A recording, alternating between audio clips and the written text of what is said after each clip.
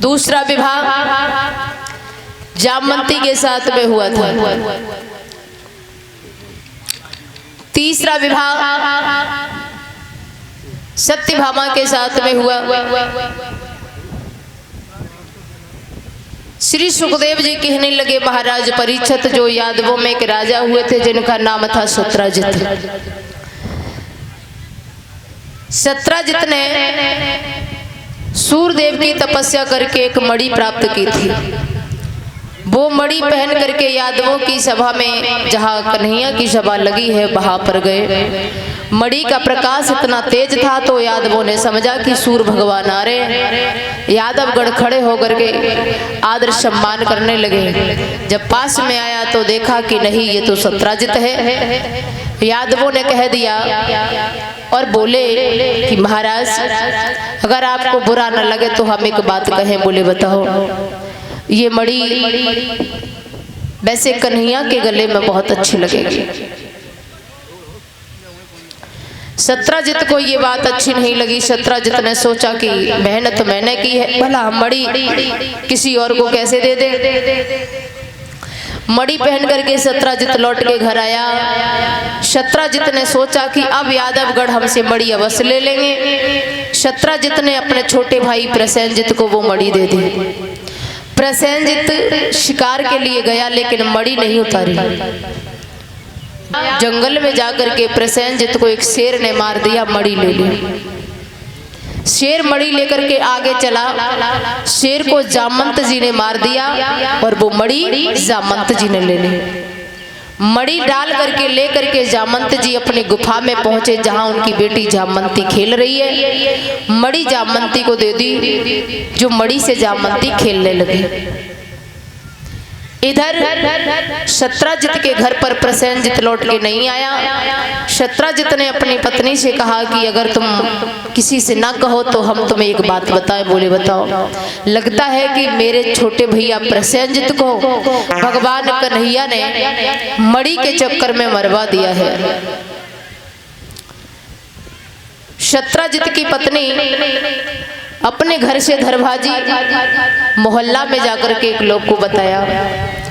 उस बहन ने किसी और को बताया, उसने जाके किसी और को बताया। धीरे धीरे धीरे धीरे ये बात द्वारका तक पहुंच गई। भगवान कन्हैया ने सोचा इसका मतलब है ये मुझे झूठा कलंक लगाया जा रहा है, मणि मैंने नहीं ली है। झूठा कलंक मिटाने के लिए श्याम सुंदर द्वारका वासियों को लेकर के वो मणि ढूंढने के लिए निकले। जंगल में पहुंचे तो देखा प्रसेनजित मरा पड़ा है लेकिन मणि नहीं है। प्रसेनजित के पास में शेर के चिन्ह हैं, पैरों के चिन्ह हैं। उन्हीं पैरों के चिन्ह के हिसाब से प्रभु आगे चलते गए। आगे जाके देखा शेर मरा पड़ा है लेकिन वहां मणि है नहीं। और जब मणि नहीं है तो श्याम सुंदर और आगे बढ़े, जहां से जामवंत के पैर हैं। और वो जामवंत के पैर छपे हुए एक गुफा तक गए। गुफा में श्याम ने प्रवेश किया तो देखा उस मणि से जामवंत की बेटी जामवंती खेल रही है। श्याम सुंदर ने द्वारका वासियों से कह दिया कि देखो, यदि 12 दिन में हम लौट के आ जाए इस गुफा से निकल के तो समझ लेना कि श्याम जिंदा है। और यदि 12 दिन के बाद हम ना आए तो आप समझ लेना कि कन्हैया गुफा के अंदर मारे गए। द्वारकावासी श्याम सुंदर का गुफा के पास में खड़े इंतजार कर रहे हैं। 12 दिन हो गए, 13 दिन हो गए, 14 दिन हो गए, लेकिन श्याम निकल के नहीं आए। 12 दिन तक इंतजार किया। उसके बाद द्वारकावासी लौट के द्वारका में चले गए।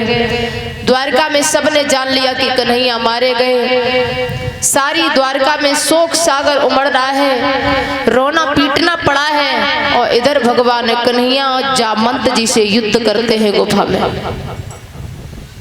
श्रीमद् भागवत कहती है कि श्याम सुंदर ने जामवंत जी से 27 दिन तक युद्ध किया। 27वें दिन जामवंत के घुटनों जब जमीन से लग गए, अचानक जामवंत जी को याद आ गई, छटपटा के दूर हट गया, भगवान के चरणों में गिर के दंडवत प्रणाम करने लगा। महाराज क्षमा कीजिएगा, मैंने समझ नहीं पाया कि परम पिता परमात्मा का इस दुनिया में प्रादुर्भाव हो चुका है। लेकिन नाथ मुझे ऐसे विश्वास नहीं है।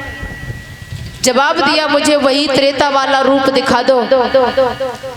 श्री सुखदेव जी कहने लगे, ये जामवंत कोई और नहीं था, ये वही जामवंत था जो भगवान राम के साथ में कपिगढ़ के साथ में था।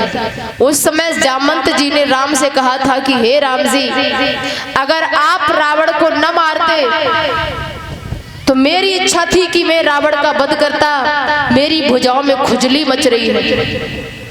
तब भगवान राम ने जामवंत जी से कहा था कि हे भैया जामवंत जी, चिंता न करें, इस जन्म में तो रावण मेरे ही हाथों मारा जाएगा। यदि तुम्हारी भुजाओं में खुजली है तो आप इंतजार करें द्वापर का। द्वापर में जब मैं कृष्णा अवतार में आऊंगा तब स्वयं मैं तुम्हारी भुजाओं की खुजली समाप्त कर दूंगा। तब जामवंत जी ने कहा था कि प्रभु, मैं पहचानूंगा कैसे कि आप मेरे स्वामी हैं। तब भगवान राम ने कहा था कि जामवंत, लड़ते लड़ते लड़ते लड़ते लड़ते लड़ते जब तेरे घुटनों जमीन से छू जाएंगे, अचानक तुझे याद आ जाएगी। आज वही सामने आया, जामवंत जी को सारी बात याद आ गई। जामवंत जी को अचानक याद आ गई, लेकिन जामवंत जी कहने लगे, नाथ हम ऐसे नहीं विश्वास करेंगे। बोले, फिर मुझे त्रेता वाला रूप दिखाइए। भगवान श्री राम ने आधा रूप बनाया राम का और आधा बनाया कृष्ण का। एक हाथ में धनुष बाण है और दूसरे में चक्र है। भगवान ने ये रूप धारण जब किया है, दंडवत प्रणाम किया है जामवंत ने, और जामवंत ने अपनी यही द्वेष भावना मिटाने के लिए, क्योंकि मैंने 27 दिन तक भगवान से युद्ध किया है, ये द्वेष भावना मिटाने के लिए अपनी बेटी जामवंती का विवाह किया। और जो मणि थी वो मणि भी दहेज में दे दी है। मणि और जामवंती दोनों को लेकर के भगवान कन्हैया सत्राजित के घर पहुंचे। मणि लेकर जब मणि वापस की है सत्राजित को, तो सत्राजित भी लज्जित हो गया और सोचने लगा कि मैंने तो व्यर्थ में ही कन्हैया को दोष लगाया था। ये मणि श्याम के यहाँ नहीं थी, ये तो कहीं और से श्याम लेके आए हैं। खिसिया जाता है। अपनी द्वेष भावना मिटाने के लिए सत्राजित ने अपनी बेटी सत्यभामा का विवाह किया, और जो मणि भगवान कन्हैया ने सत्राजित को वापस की थी, वो मणि फिर सत्राजित ने कन्हैया को दहेज में दे दी। एक मणि 2 जगह दहेज में दी गई।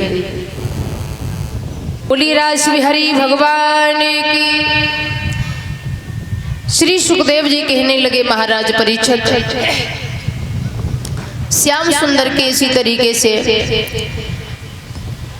रुक्मिणी, जामवंती, सत्यभामा, सत्या, मित्रविंदा, लक्ष्मणा आदि रानियों के साथ में विवाह संपन्न किया है। और जब ये 8 पटरानियां हो जाती हैं, उसके बाद में एक बार श्याम सुंदर के यहाँ पर एक ब्राह्मण पत्र लेकर के आया, और उस पत्र में लिखा है, 2 पत्र आए एक ही साथ, एक आया हस्तिनापुर से और एक आया प्रयाग ज्योतिषपुर नगर से। दोनों पत्र एक साथ श्याम के यहाँ पहुंचे, तो श्याम जाकर के बलदाऊ भैया से कहने लगे, बलदाऊ भैया अचंभे की एक बात है, 2 पत्र आए, सबसे पहले कहाँ जाना चाहिए? बोले कहाँ से? तो बोले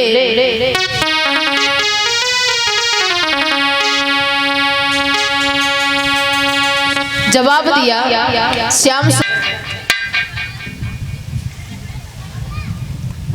और कहने लगे, दाऊ भैया हमें लगता है कि सबसे पहले जाकर मुझे वहां जाना चाहिए जहां आवश्यकता हो।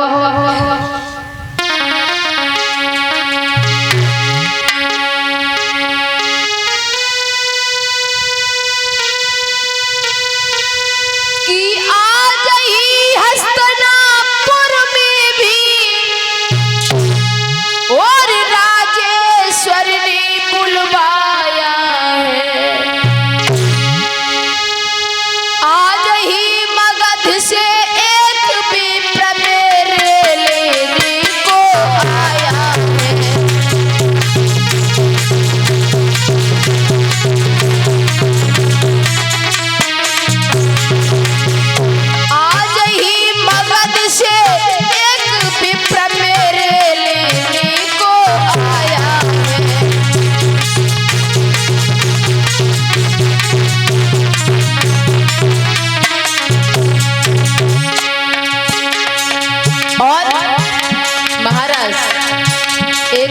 जाता है। हस्तिनापुर की दशा ये है जहां राजसूय यज्ञ पांडव रचा रहे हैं। उत्सव प्रारंभ हो चुका है,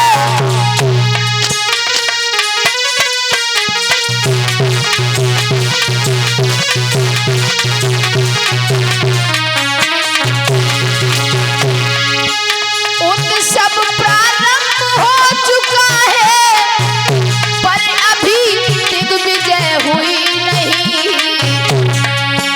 अपने परोक्ष में धर्मराज हो जाए कहीं परास्त नहीं।